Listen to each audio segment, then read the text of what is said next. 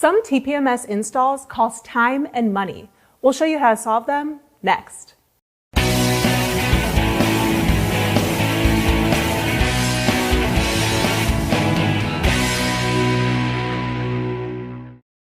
As TPMS improves and features are added, technology and sensors and tools can get a little more complicated on the service side. And there are often extra required steps that can be overlooked. You may have encountered one of these TPMS install scenarios. The first, well, it's what we were dealing with at the beginning of this video. We installed the TPMS sensors and performed the relearn, but the vehicle didn't recognize the sensors. In this case, the technician is usually using a programmable or writable sensor, but didn't program it. There's some confusion in the market regarding the difference between programming and relearning. You program a sensor, you relearn a vehicle.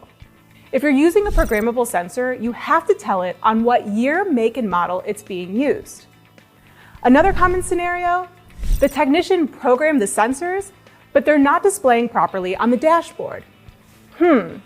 Well, let's go through our checklist. First, did you perform a relearn? Late model vehicles have a TPMS feature called auto location. This displays the pressure of each tire on the dashboard. In order for that function to work, you need to tell the vehicle which sensor ID is in each tire. You took the first step in telling the sensors to which vehicle their signal is being sent, but now you need to tell the vehicle where those sensors are by performing a relearn.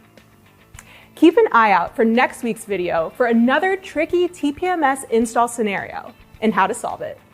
I'm Maddie Winer, coming to you from the Tire Review Continental Tire Studio at Babcox Media. Thanks for watching.